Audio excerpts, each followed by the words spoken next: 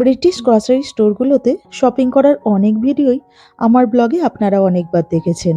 কিন্তু British grocery স্টোরগুলো ঠিক কীরকম হয়, এগুলোর বিশেষত্ব কী, অথবা আমাদের দেশের সাধারণ যে সমস্ত গ্রসারি স্টোরগুলো হয় তার থেকে এগুলো ঠিক কতটা আলাদা, সেই সবই জানাবো আজকের ব্লগের মাধ্যমে। তো নমস্কার, মহুয়াস ডেলি ব্লগে আরও একবার আপনাদের সবাইকে স্বাগত জানাই। আশা করি আপনারা সবাই ভালো আছেন। ছোট বড় অনেক রকমেরই গ্রসারি স্টোর ইংল্যান্ডে আছে, কিন্তু লিডল, অ্যাস্টা, কোঅপ, টেস্কো, অলডি এগুলো হলো ইংল্যান্ডের খুব ফেমাস গ্রসারি স্টোর। ইংল্যান্ডের প্রতিটা শহরেই বাড়ির আশেপাশে এই সমস্ত দোকানপাটগুলো সাধারণত দেখতে পাওয়াই যায়। এর মধ্যে কোঅপ একটুখানি কস্টলি হলেও বাদবাকি সবকটা দোকানে কিন্তু যথেষ্ট বাজেট ফ্রেন্ডলি, মানে সাধারণ মধ্যবিত্তের জন্য এই সমস্ত দোকানপাটগুলো যথেষ্ট ভালো। এইরকমই একটা দোকান অলডিতে আজকে আমরা চলে এসেছি বাজার করার জন্য। আর তার সাথে সাথে আপনাদেরকেও দেখিয়ে দিই যে ব্রিটিশ গ্রসারি স্টোরগুলো ঠিক আমাদের দেশের গ্রসারি স্টোরগুলো থেকে কতটা আলাদা হয়। এখানকার প্রত্যেকটা গ্রসারি স্টোরেই ঢোকার মুখে অর্থাৎ মেন এন্ট্রান্সেই প্রচুর পরিমাণে ফুলের বুকে দেখতে পাওয়া যায়। এখানকার লোকজন ঘরের মধ্যে ফুল সাজিয়ে রাখতে ভীষণ পছন্দ করে, তো তাই গ্রসারি স্টোরেতে যখনই কেউ শপিং করতে আসে মোটামুটি একটা করে ফুলের বুকে নিয়েই যায়। তাই এখানকার প্রত্যেকটা দোকানেই এরকম সুন্দর সুন্দর ফুলের বুকেগুলো খুব বিক্রি হয়। আর এতে আমাদেরও সুবিধা হয়, যখন কোনো পুজো আচ্ছায় ফুলের দরকার পড়ে তো তখন আমরা এখান থেকেই এইরকম একটা করে ফুলের বুকে নিয়ে চলে যাই। এখানকার গ্রসারি স্টোরগুলোতে কিভাবে 1 পাউন্ড দিয়ে এই শপিং ট্রলিগুলোকে আনলক করতে হয় সেটা তো আপনাদেরকে আগেই দেখিয়ে দিয়েছিলাম। তো আমরাও যেহেতু বাজার করব তো তাই একটা শপিং ট্রলি আনলক করে নিলাম। আমাদের দেশে যেরকম চিকেন বা মাটনের আলাদা করে পার্টিকুলার দোকান হয়, কিন্তু এখানে তেমনটা খুব একটা দেখতে পাওয়া যায় না, ইনফ্যাক্ট নেই বললেই চলে। তো এখানে কিন্তু প্রত্যেকটা গ্রসারি স্টোরেতে এইভাবেই মাংস বিক্রি হয়।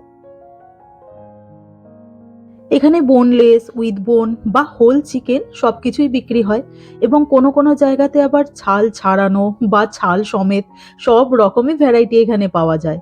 আর এই সাইডে হচ্ছে চিকেন ছিল, আর এই দিকে এখন দেখছেন যেগুলো সেগুলো হচ্ছে পর্ক, ল্যাম্ব, বিফ এইসব রাখা আছে। চিকেন বা রেড মিট সব ক্ষেত্রেই বিভিন্ন রকমের বডি পার্টস বিক্রি হয়, যার যেটা ইচ্ছা সে সেই রকম কিনতে পারে। কিমা থেকে শুরু করে পিস, ব্রেস্ট পিস, যার যেটা ইচ্ছা সে সেটাই নিয়ে নিতে পারে। আর আরও একটা দারুণ জিনিস দেখাই, এখানে একদম ম্যারিনেট করা মাংস পাওয়া যায়, মানে বাড়িতে জাস্ট গেলেন, গিয়ে গ্রিল করে বা ভেজে যেভাবে ইচ্ছা খেয়ে নেওয়া যায়। কাবাব থেকে শুরু করে বিভিন্ন রকমের আইটেম এরকম ভাবে ম্যারিনেট করা থাকে, যেগুলো জাস্ট বাড়িতে গিয়েই চটজলদি রান্না করে নেওয়া যায়। শুধু মাংসরই নয়, মাছেরও কিছু কিছু প্রিপারেশন এখানে থাকে। এরপরে এগুলো হচ্ছে বেকারি আইটেম। তো এখানকার গ্রসারি স্টোরগুলোতেও কিন্তু বেকারি আইটেম প্রচুর বিক্রি হয়। এখন আমি যে ভিডিওটা দেখাচ্ছি এটা হচ্ছে লিডল স্টোরের। তো লিডলে এই বেকারির আইটেম একটুখানি বেশি পরিমাণেই দেখতে পাওয়া যায়। অন্যান্য দোকানেও বেকারির আইটেম থাকে, তবে লিডলে যেন ভ্যারাইটি আরেকটুখানি বেশি। ইনফ্যাক্ট লিডলে এসেই প্রথমবার জানতে পেরেছিলাম যে এত ধরনের বেকারির আইটেম হতে পারে। আর এখানকার প্রত্যেকটা বেকারির আইটেমের টেস্ট কিন্তু ভীষণই ভালো আর খুবই ফ্রেশ। এরপরে এগুলো হচ্ছে টেক অ্যাওয়ে পিৎজা। এই পিৎজাগুলোও কিন্তু বিভিন্ন রকম ফ্লেভার হতে পারে, কিন্তু প্রত্যেকটা দোকানেই প্রচুর পরিমাণে বিক্রি হয়। এই পিৎজাগুলো নিয়ে যাওয়ারও খুব সুবিধা, জাস্ট প্যাকেট কেটে ওভেনে বা মাইক্রোওয়েভে একটুখানি গরম করে নিলেই হলো।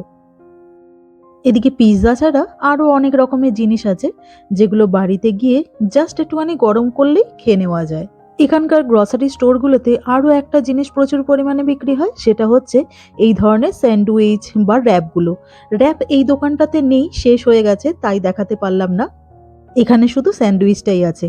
অ্যাকচুয়ালি এগুলো প্রচুর পরিমাণে বিক্রি হয়, কারণ যারা অফিসে কাজ করে তো তাদের পক্ষে অত রেঁধে বেড়ে খাওয়ার সময় কোথায়, তাই পেট ভরাবার জন্য সকালবেলার দিকে বা সন্ধেবেলার দিকে এই র্যাপ বা স্যান্ডউইচগুলোকে কিনে খেয়ে নেয়। আর এর সাথে আরও একটা জিনিস দেখুন, এখানে কেটে রাখা স্যালাডের প্যাকেটগুলো খুব বিক্রি হয়। অ্যাকচুয়ালি এখানকার লোকজন এই স্যালাড জাতীয় জিনিস বেশি খায়, আমাদের মতন রসানো কষানো জিনিস তো অতটা খুব একটা খায় না। হাতের কাজ আরও একটুখানি কমিয়ে দেওয়ার জন্য এখানকার ম্যাক্সিমাম দোকানগুলোতে কিন্তু এরকম রাইস নুডলস বা এমনি প্লেন যে আমাদের নুডলসগুলো আমরা খাই সেগুলো একদম বয়েল করা প্যাকেটে করে বিক্রি হয়। বাড়িতে একটুখানি তেলেতে নেড়ে চেড়ে নিলেই হলো। আর এর সাথে সাথে কাটা ভেজিটেবলসও এখানে প্রচুর বিক্রি হয়।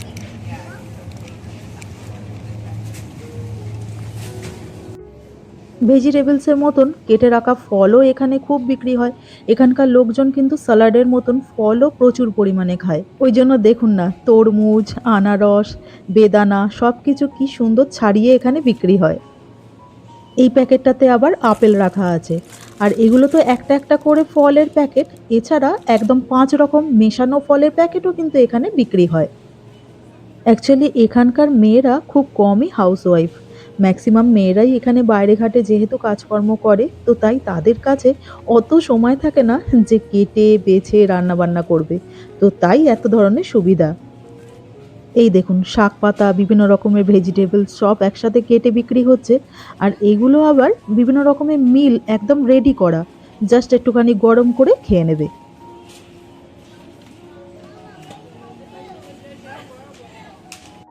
এগুলো হলো কেটে রাখা সবজির প্যাকেট। তো একসাথে মেশানো সবজিও এখানে বিক্রি হয়। আবার কেউ যদি আলাদা আলাদা করে চায় তো তাহলে সেরকম সবজিও এখানে বিক্রি হয়। আর এইগুলো হচ্ছে chicken nugget, French fry, chicken বল এই ধরনের যে মুখরোচক খাবার-দাবারগুলো হয়, তো সেগুলোর প্যাকেট। এগুলোও ফ্রোজেন, বুঝতেই পারছেন। তবে অবশ্যই এগুলো আমাদের দেশেও পাওয়া যায়। আর এটা যেহেতু বিদেশ, এখানকার লোকজন খাওয়া-দাওয়ার থেকে পান করে বেশি। তো তাই জন্য এখানকার প্রত্যেকটা দোকানেই কিন্তু অ্যালকোহল প্রচুর পরিমাণে বিক্রি হয়। দেখে বুঝতেই পারছেন কত বড় জায়গাটা জুড়ে শুধুমাত্র অ্যালকোহল রাখা আছে। এখানকার প্রত্যেকটা গ্রসারি স্টোরেতে এই সেকশনটা কিন্তু হচ্ছে মাস্ট। মানে এখানে এসে আপনি আলু পেঁয়াজ হয়তো নাও পেতে পারেন, কিন্তু এই অ্যালকোহলের বটল অবশ্যই করে পাবেন।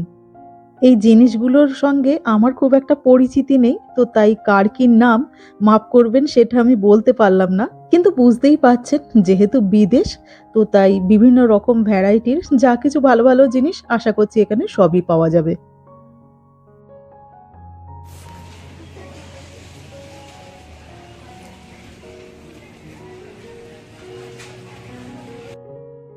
এই যে এইদিকে এমনি কোল্ড ড্রিঙ্কস, ফ্রুট জুস বা বিভিন্ন রকমের স্কোয়াশ এই সমস্ত কিছু রাখা আছে। তার সাথে চিপসের বিভিন্ন রকমের প্যাকেট আছে। আর এখানকার যে ফ্রুট জুসগুলো সেগুলো কিন্তু ভীষণই ফ্রেশ আর খুবই ভালো। মানে একটা ফোঁটা কিন্তু চিনি অ্যাড করা থাকে না। একদম জিনিস থাকে।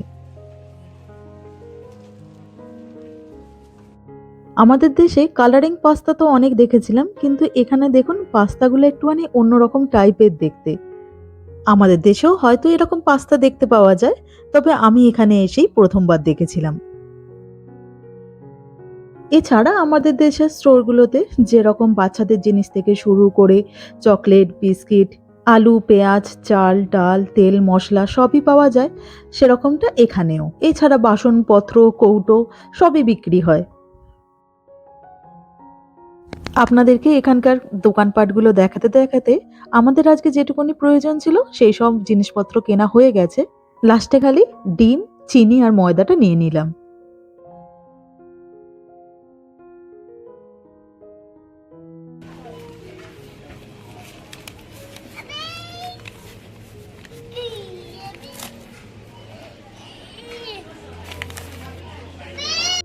জিনিসপত্র তো কেনা হয়ে গেছে, এবারে এখানকার পেমেন্ট মেথডটাও আপনাদেরকে দেখিয়ে দিই। তো এখানে দু রকমভাবে পেমেন্ট করা যায়। এইভাবে নিজে নিজেও পেমেন্ট করে নেওয়া যায়, যেখানে নিজেই যা যা জিনিসপত্র কিনেছেন সেগুলোকে স্ক্যান করে তারপরে নিজেই কার্ড দিয়ে পেমেন্ট করে দিলেন। তো এইভাবে একরকমভাবে পেমেন্ট করা যায়। আর না হলে এইভাবে যে সমস্ত জিনিসপত্রগুলো কিনেছেন সেগুলো টিলের উপর দিয়ে দিলেন। আর দোকানে যেসব লোকজনরা আছে তারা আপনার জিনিসপত্র স্ক্যান করে দিল, দিয়ে আপনাকে পেমেন্ট করে দিতে বলল, আপনি কার্ড দিয়ে পেমেন্ট করে দিলেন। তো এরকম দু রকম ভাবে এখানে পেমেন্ট করা যায়।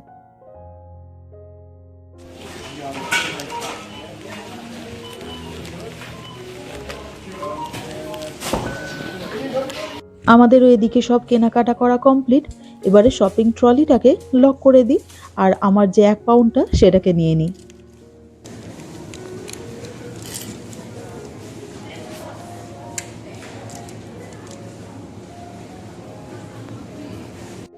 চলে এসেছি বাড়িতে।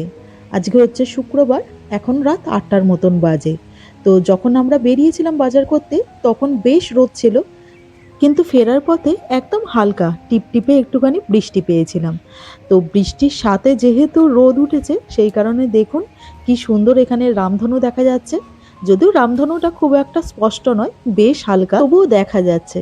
অ্যাকচুয়ালি দোকান থেকে ফিরে এসে আমি একটুখানি রান্না বান্না করছিলাম, তো কুকু হঠাৎ করে দেখতে পেয়েছে এই রামধনুটা, তো ওই আমাকে দেখালো। এরপরে চলে এলাম ডিনারটা রেডি করতে। তো আমি ময়দা মাখিয়ে রেখেই গিয়েছিলাম, এখন খালি কয়েকটা বড় বড় সাইজের একটুখানি পরোটা বানিয়ে নেবো। কদিন ধরেই না দেশের স্ট্রিট ফুডের কথা ভীষণ মনে পড়ছিল। তো তাই ভাবছিলাম যে আজকে রাতে একটুখানি বরঞ্চ ওই এগ রোল, চাউমিন এইসবই বানাবো। তো সেই কারণেই এগ রোল বানাবো বলে এই পরোটা টাইপের একটুখানি রুটি বানিয়ে নিলাম।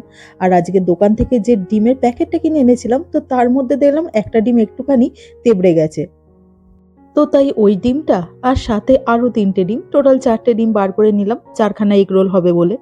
টুকু অবশ্য ওই শসা বা পেঁয়াজ দেওয়া এগ রোল টাইপের খাবে না, তো ওর ভাবছি একটুখানি পরোটাটা ডিম দিয়ে ভেজে নেবো। আর আমাদের ৩জনের যেরকম এগ রোল হয় সেরকম আর কি বানিয়ে নেব।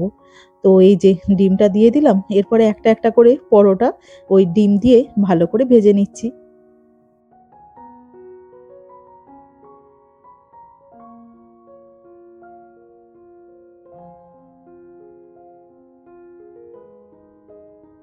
এই যে সবকটাই আমার ভাজা হয়ে গেছে। আর আমার কাছে এমনি এগরোল বানাবার ওই যে পেপার সেটা তো নেই, তো একটুখানি বেকিং পেপার ছিল, এটা দিয়েই ভাবছি এগরোলটাকে র্যাপ করে নেব। আর আজকে আবার শসাটা আমি এর মধ্যে দিয়ে নিই, একটুখানি লেটুস পাতা ছিল তো সেটা দিয়ে দিলাম। আর এর উপরে একটুখানি স্যালাড ক্রিম আর টমেটো সস দিয়ে দিলাম।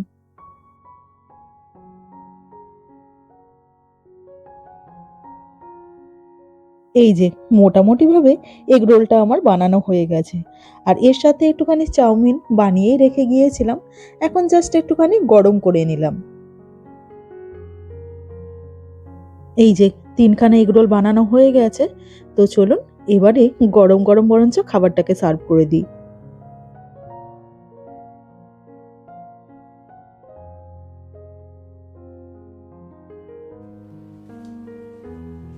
চলো, তোমার সিনেমা রেডি, আমার এদিকে কিন্তু ডিনার রেডি।